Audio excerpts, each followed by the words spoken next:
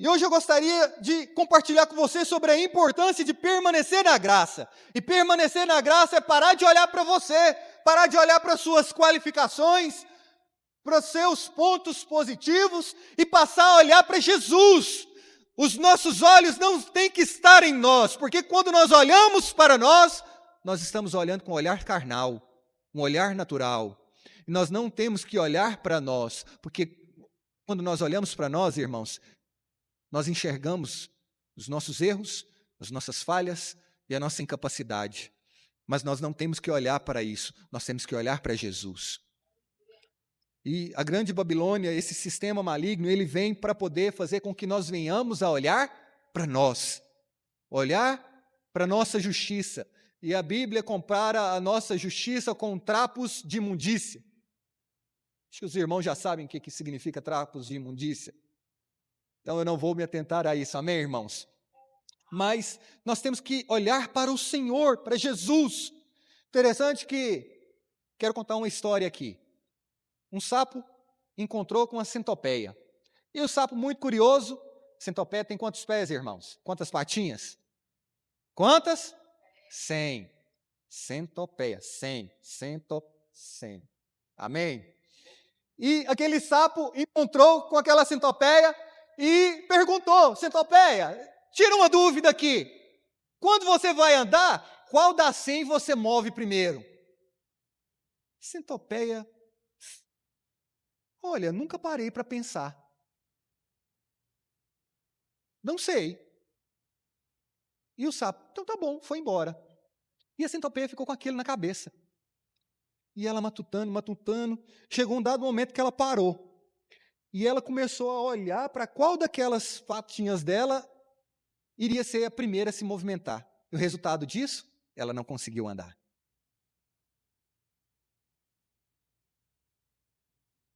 Ela travou. Passados-se alguns instantes, o sol começou a brilhar de uma forma mais forte.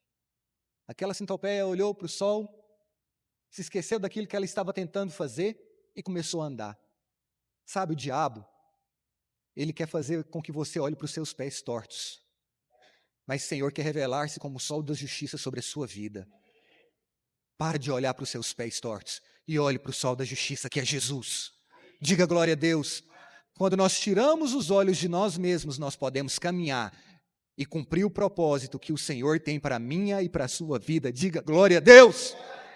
Sabe, irmãos, Ele nos faz assentar sobre a mesa para que nós possamos tirar os olhos dos nossos pés tortos, cheios de defeito, cheios de imundícia, para que nós possamos desfrutar do banquete que Ele tem para a nossa vida.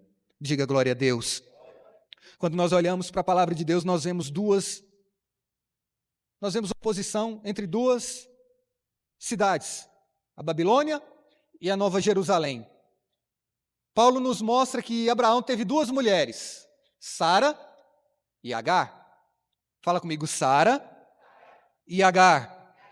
No capítulo 4 de Gálatas, ele nos mostra que essas duas mulheres, elas são simbólicas. Agar representa a lei, enquanto Sara representa a graça. Abra para mim, Gálatas 4, versículo 24 a seguir.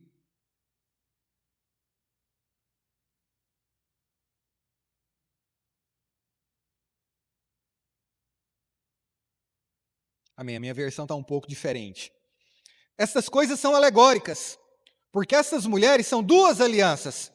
Uma, na verdade, refere-se ao Monte Sinai, que gera para a escravidão. Esta é Agar. Ora, Agar é o Monte Sinai, na Arábia, e corresponde a Jerusalém atual, que está na escravidão com seus filhos. Mas a Jerusalém lá de cima é livre, a qual é a nossa mãe. Agar, ela simboliza o Monte Sinai lá na Arábia, que representa a lei. Portanto, Agar, ela simboliza a lei, que é a escravidão. A lei, ela foi dada em qual monte? Fala comigo, Monte Sinai. Então, a lei, ela veio para trazer um padrão para aquele povo. Mas a lei, ela foi elevada em Cristo Jesus, que nos trouxe a graça. Quantos me entendem? Digam amém. A respeito de Agar, nós podemos vê que ela produz escravidão, que é a lei. Se você vive segundo a lei, a aliança da lei, você está debaixo de escravidão, do pecado, da enfermidade e da pobreza. Mas a palavra de Deus diz que Jesus nos libertou. Quando eu volto para a lei? Quando eu tento merecer. Quando você começa a orar, Senhor, mas eu lidero célula. Por que isso está acontecendo comigo? Ah, Senhor, mas eu estou servindo no encontro. Ah, Senhor, mas eu estou fazendo isso. Por que eu não recebo aquilo? Para de tentar merecer. Para de tentar barganhar com Deus. Porque isso é lei. Isso traz escravidão. Isso te paralisa e te impede de viver aquilo que Deus tem para você. Quantos me entendem? Digam amém. Então, Agar, ela aponta para a lei. Enquanto Sara, ela aponta para a graça. O Sinai, ele aponta para a lei, enquanto a Nova Jerusalém aponta para a graça, e ambas sempre estão em oposição em uma à outra. Nós somos filhos, irmãos. Vira para quem está do seu lado e fala, nós somos filhos. Não por mérito, mas por herança. Nós somos filhos, irmãos, e por isso nós estamos debaixo da graça, da aliança, da graça de Jesus Cristo. Diga glória a Deus. Sabe, irmãos, você não precisa fazer para merecer, apenas desfrute daquilo que o Senhor tem para você na sua vida. Sabe, irmãos, eu fico vendo irmãos testemunhando, fico acompanhando alguns irmãos. O que você fez para poder fazer tal coisa ou receber tal coisa? Nada, só orei, Deus deu. Porque não tem nada a ver conosco, irmãos, tem tudo a ver com Ele. Tem até uma canção, né? Tem tudo a ver com Ele eu sei para onde eu devo ir. Tem tudo a ver com Ele. Tem tudo a ver com Ele, irmãos. Não tem nada a ver com você, não tem nada a ver comigo. Não é porque você é bonitinho, cheiroso, educado e fala bem, mas é porque Ele fez por mim e por você. Nós estamos debaixo da aliança da graça. Diga glória a Deus. Paulo não se importou em usar essa tipologia, essa simbologia. Ele disse que as duas mulheres e os dois montes eram tipos de aliança e eles viviam em oposição entre si. Quando Isaac nasceu, Ismael tinha 14 anos. Vamos voltar um pouquinho. Deus fala para Abraão, sai de tua tenda, da tua parentela, para a terra que eu te mostrarei, e farei de ti uma grande nação. Abraão já era velho, irmãos, e caminhou. Mas chega um dado momento que Deus fala que ele seria pai. O mais interessante é que Abraão ele não esperou a promessa se cumprir. Sara não conseguiu esperar o cumprimento da promessa. Ela pega a sua serva, quem que era a serva de Sara? Agar, e dá para Abraão ter com ela um filho. Era o filho que Deus queria que tivesse? Não. Gera quem? Ismael. Abraão, ele sai da graça e entra na lei, no seu esforço próprio. Não era aquilo que Deus tinha para Abraão. Mas quando Isaac ele nasce, Ismael ele tinha aproximadamente 14 anos. E o tempo de desmame, naquela época, era de aproximadamente 3 anos. Hoje tem mães que vão até 3,5, 4, eu já vi até gente amamentando até mais do que 4 anos. Tem gente que amamenta menos, mas o padrão naquela época era 3 anos. E Agar, junto com seu filho, zombava de Isaac. Mas o mais interessante, irmãos, a palavra de Deus nos diz, em Gálatas 4:30, contudo, que diz a Escritura, lança fora a escrava e o seu filho. Olha a graça expulsando a lei. Consegue enxergar? Porque de modo algum o filho da escrava será herdeiro com o filho da livre. Gênesis 21:10. Disse a Abraão, rejeita essa escrava e seu filho, porque o filho dessa escrava não será herdeiro com Isaque, meu filho. Sabe, irmãos, Sara, a graça, liberou uma palavra de autoridade. Que a graça ela seria maior do que a lei. Ela seria mais próspera do que a lei. Ela seria bendita. Quantos me entendem? Digam amém. Quando Abraão, ele ouve a sua mulher, ele manda Agar e seu filho embora. A graça fica e a lei vai embora. Mas olha só o que a palavra de Deus diz. Quando Abraão, ele ouve e manda Agar e seu filho embora, quando Agar, ela se encontra em uma situação desesperadora, a ponto de pensar que ia morrer, Deus aparece e a ampara. Ainda que você esteja na lei, Deus sempre vai aparecer e te amparar e te conduzir à graça que Ele tem para a sua vida. Diga glória a Deus. O menino de 17 anos estava chorando. Isso mostra, irmãos, que a lei produz homens fracos. Agora, quando você pega Isaac, Deus fala para Abraão, pega o teu filho, o teu único filho, e vai sacrificar. Abraão pega Isaac. Isaac, ao invés de chorar ou murmurar, ele coloca a lenha nas costas para carregar. Sabe de nada, inocente. Mal sabia que aquela lenha era para ser queimada ali, para ele mesmo ser sacrificado. Mas interessante é que enquanto um estava chorando, o outro estava trabalhando. A lei produz homens fracos, mas a graça produz homens fortes. Mas a graça te torna livre. Comece a falar aquilo que você crê. A graça nos proporciona isso, irmãos. A graça é nós recebendo tudo, mesmo não merecendo nada. A graça é o Senhor fazendo tudo,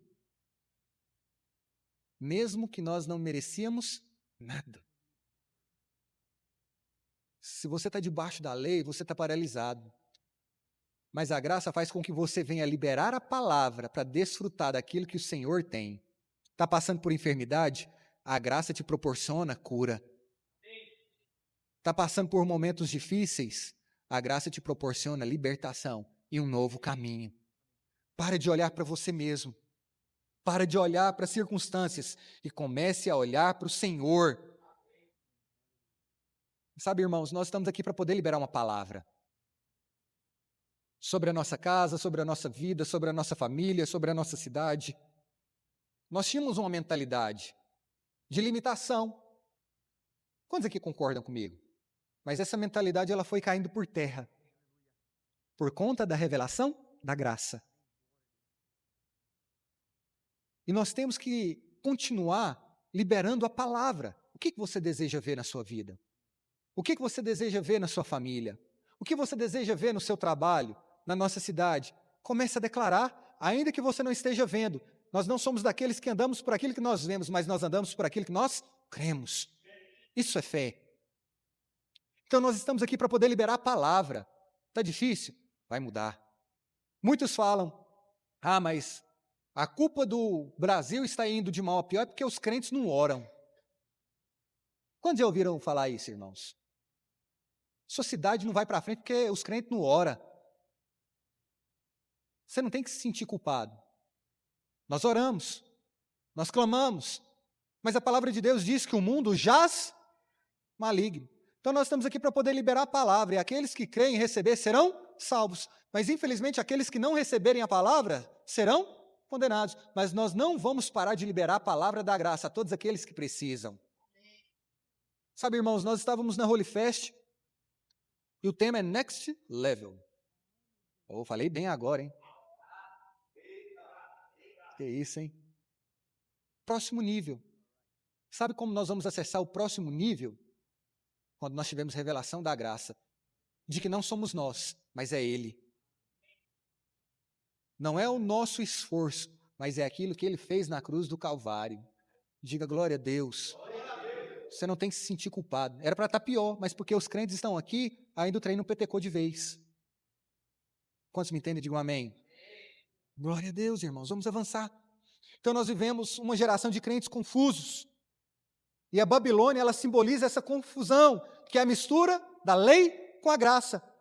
A respeito da Nova Jerusalém, uma voz que sai do trono e diz em Apocalipse 21, está consumado, uma clara evidência da palavra do Senhor na cruz. Em muitos lugares, as pessoas ensinam, tudo bem, você é salvo pela graça, mas você tem que fazer algo. Você precisa fazer alguma coisa. Ah, irmãos, isso é a mistura. Você tem que se esforçar para manter a salvação, irmãos. Glória a Deus pelo meu berço espiritual. Mas toda ceia era uma luta, uma crise interior que eu tinha dentro de mim. Tinha ceia que eu não participava, porque eu me achava indigno. Porque eu tinha falhado, agora, se eu tomasse a ceia de forma indigna, eu iria atrair a ira de Deus para a minha vida. Misericórdia. Quantos aqui já tiveram esse receio, essa mentalidade, esse medo, já passaram por isso? Irmãos, é a mistura da graça com a lei. Ela produz confusão. Eu sei ou não sei? Eu participo ou não participo? Se eu não participar, eu estou lascado. Se eu participar, eu estou mais lascado ainda, porque minha vida não estava daquela maneira. Irmãos, confusão.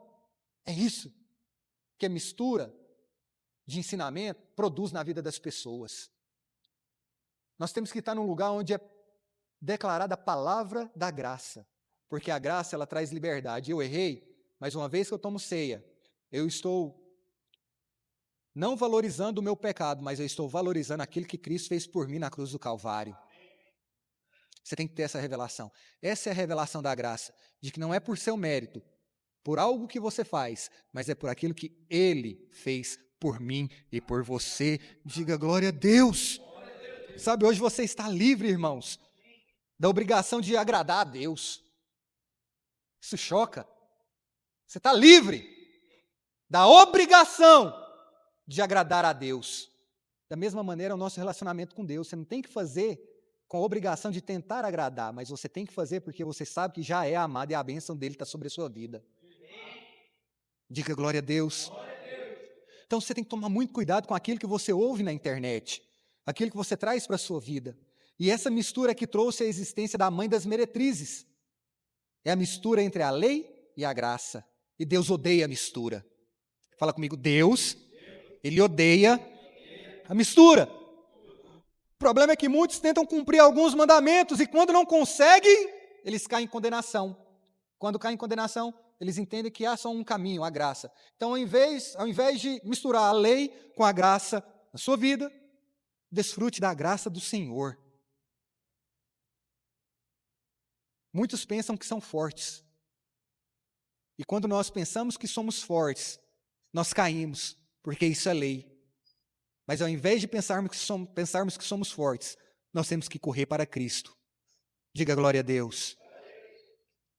Você já é perdoado, você já é liberto. Não há condenação sobre a sua vida. Sabe, irmãos, esse livro, leiam ele, tudo me é lícito. É muito bom. E ele choca, eu fiquei chocado com algumas coisas. E uma das coisas que fala nesse livro, e eu nunca parei para atentar sobre isso, é que quando se fala de perdão, é tudo no passado. Já pararam para observar isso? Não fala que você vai ser perdoado, mas que você já foi perdoado. A graça produz essa transformação de que nós somos livres, irmãos. Você pode até falhar, mas os seus pecados já foram perdoados. Mas isso não te dá a liberdade de viver numa prática de pecado. Porque a graça, ela nos faz abandonar as velhas práticas para viver aquilo que Deus tem para nós. Porque o pecado produz morte, mas a graça produz vida. Quantos me entendem? Digam amém. Sabe, irmãos, o grande problema é que muitas vezes nós queremos trazer um equilíbrio térmico para a nossa vida. Como assim, Ítalo? Abra para mim Apocalipse 3, 15. Apocalipse 3, versículo 15 e 16. Eu queria que o irmão do teclado já viesse aqui. Eu quero caminhar para o final. Ainda não é o final. Vira para quem está do seu lado e fala, não é o final. Amém? Quantos têm conseguido entender e compreender aquilo que o Senhor está falando conosco nessa noite? Diga amém.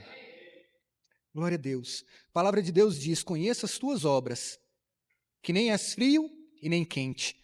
Quem dera fosses frio ou quente. Assim, porque és morno, e nem és quente e nem frio. Estou a ponto de vomitar-te da minha boca. Aqui o Senhor está falando à igreja de Laodiceia. Sabe, irmãos, o problema aqui não é ser frio e nem quente. O problema é ser morno. E aqui, ser frio ou quente são pontos positivos no calor do Goiás. O frio de um picolé, daquela coca gelada, daquela água com gás, com gelo e limão geladinha, ela traz refrigério. Mas quando há um momento de frio, aquele chocolate quente, ele nos esquenta, ele nos aquece. São pontos positivos. Mas o problema não é ser frio ou quente, o problema é ser morno. Porque morno é a mistura de ambos. Quantos me entendem? Digo amém. Deus está a ponto de vomitar a mistura da lei com a graça. O frio aponta para a lei e o quente aponta para a graça.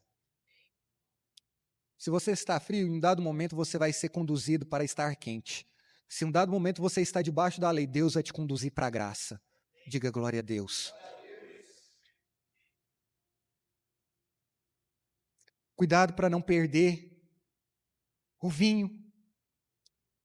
Marcos 2, 21, 22. Ninguém costura remendo de pano novo em veste velha, porque o remendo do novo tira a parte da veste velha. E fica maior a rotura. Ninguém põe vinho novo em odres velhos. Do contrário, o vinho romperá os odres. E tanto se perde o vinho como os odres. Mas põe-se vinho novo em odres novos.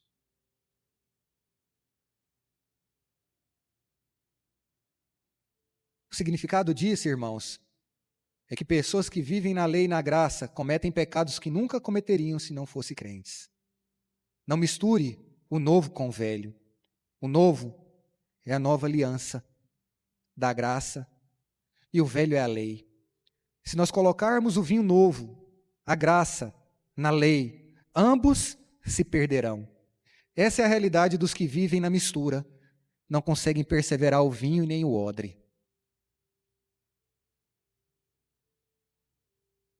Decida não misturar as coisas. Em Deuteronômio 22, 9 ao 11, não semearás a tua vinha com duas espécies de semente, para que não degenere o fruto da semente que semeaste e a messe da vinha. Não lavrarás com junta de boi e jumento. Não te vestirás de estofos de lã e de linho juntamente. Não misture. São coisas alegóricas. Quando nós falamos de boi e jumento, nos fala de jugo desigual. Na lei, vestir de lã era errado. Era pecado.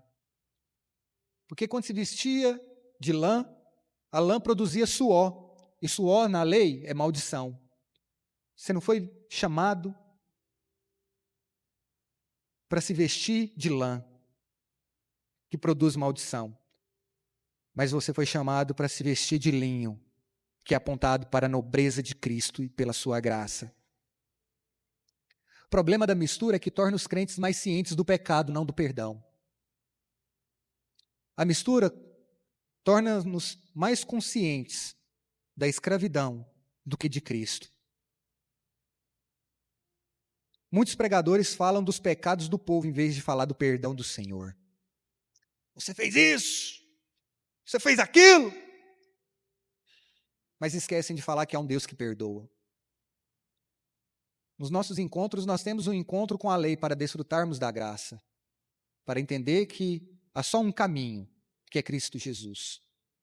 Mas depois do encontro, nós não fomos chamados para viver debaixo da lei novamente, mas somos chamados para viver debaixo da graça que Ele tem para nós. Saia do vale da perturbação. Em Israel existe um vale chamado Jacor. E Acor significa vale da inquietação e perturbação. Jacó, Josué tinha conquistado Jericó, mas a ordem do Senhor era para que todos os pertences fossem para Deus. Eu queria que você ficasse de pé nessa noite. Acã, porém, ele desobedeceu e pegou das coisas proibidas. Josué tinha lutado em Jericó. Irmãos, foi uma vitória tremenda. Mas quando eles vão para batalhar em Ai, que era muito menor, eles perderam.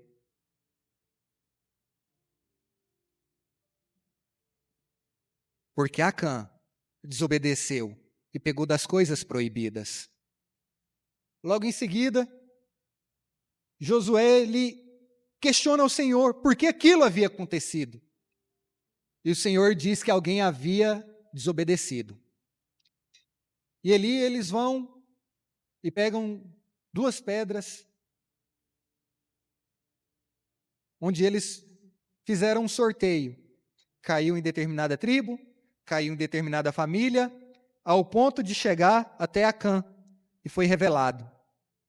Josué 7, versículo 20 e 21. A palavra de Deus diz: respondeu Acã a Josué e disse: verdadeiramente pequei contra o Senhor, Deus de Israel, e fiz assim e assim, quando vi entre os despojos uma boa capa babilônica. Fala comigo, capa babilônica. Olha só, irmãos, a seriedade. 200 ciclos de prata, fala comigo, prata. E uma barra de ouro, fala comigo, ouro. Do peso de 50 ciclos, cobicei-os e tomei-os, e eis que estão escondidos na terra, debaixo da minha tenda. A prata por baixo. Sabe, irmãos, o que ele pegou foi uma capa babilônica. Por que que Deus havia pedido para não pegar nenhum dos despojos e consagrar totalmente a ele? Porque Deus queria guardar aquele povo da confusão. Quantos me entendem, digam amém. É algo muito sério que ele fez. Havia uma tenda e havia o tabernáculo. A tenda de Acã, onde estava escondido ouro, prata e a capa babilônica. Presta sua aliança aqui, amor. Não vou tirar a minha, porque a minha está apertada para tirar.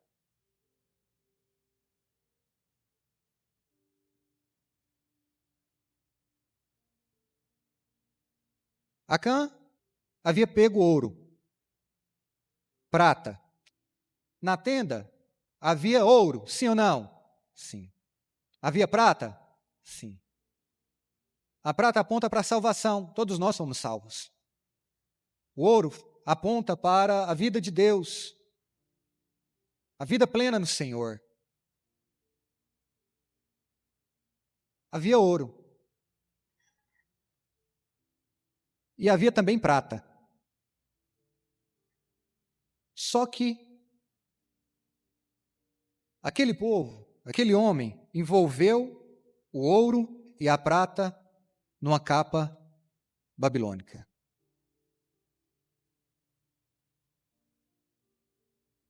Trouxe confusão. Eles perderam a identidade de quem eles eram. Era o povo de Deus. Quando nós misturamos a lei com a graça, nós estamos debaixo de confusão. A capa babilônica, ela nos impede que o poder do ouro e da prata se torne visível e manifesto. Você consegue ver o ouro e a prata aqui dentro? Não. A capa babilônica, capa de confusão, ela produz isso nas nossas vidas. Deus não queria que eles pegassem absolutamente nada daquele lugar. Josué 7, 2 diz o seguinte: enviando, pois, Josué de Jericó alguns homens a Ai, que está junto a Bet-Aven, ao oriente de Betel, falou-lhes, dizendo: subi e espiai a terra. Subiram, pois, aqueles homens e espiaram a Ai. Ai significa ruínas.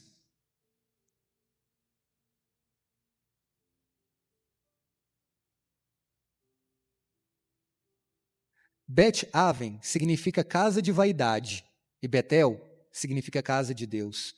Ai estava no meio, colado. Quando nós vestimos a capa babilônica, que é a mistura da lei com a graça, nós nos enchemos de vaidade e perdemos aquele que Deus tem para nós.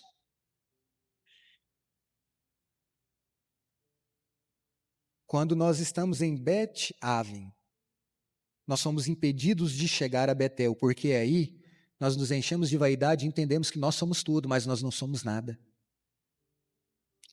Você, por si mesmo, não é nada, mas Ele é tudo. A graça dele nos torna vencedores. A graça dele nos torna não só vencedores, mas mais do que vencedores. Tudo que você for fazer, não confie nas suas habilidades, confie no Senhor. Ontem na conferência, chegou um dado momento, nós não havíamos recebido nenhuma ministração de palavra naquele momento, era um momento de louvor. E eu fui orar. E ali eu comecei a chorar, e eu comecei a falar: Senhor, eu não dou conta. Se não for o Senhor, não consigo. Não consigo liderar minha célula. Eu não consigo ser um bom pai. Eu não consigo ser um bom marido. Eu não consigo ser um professor. Eu não consigo nada. Se não for o Senhor. Eu entrego nas tuas mãos a minha incapacidade, para que o poder de Deus se opere na minha fraqueza. Isso é a graça, irmãos. É reconhecer que você não pode nada, mas Ele pode tudo. Para de se achar o forte, o tal. Não! Deus tocou na parte mais forte de Jacó para mostrar que ele era fraco. Tocou no ponto mais forte para mostrar a incapacidade de Jacó. Se renda. Entenda que Ele é tudo. É a graça que pode. Para de misturar a lei. Você não tem que fazer nada. Você não tem que fazer nada. É crer. É crer. Talvez você está tentando alcançar algo, mas você está colocando a sua mão. Deus quer que você tire a sua mão para que a dele opere. Talvez você está aqui tentando pegar essa garrafa, mas Deus não quer que você pegue essa garrafa. Deus quer que você apenas desfrute dele colocando a água na sua boca. E desfrute do refrigério para a sua alma. Talvez você tenha vivido debaixo de condenação, de culpa, de medo, porque você tem ouvido coisas que têm trago confusão. Você tem colocado a capa babilônica na sua cabeça. Nessa noite, Deus vai remover toda a capa e derramar a graça de uma forma abundante na sua vida.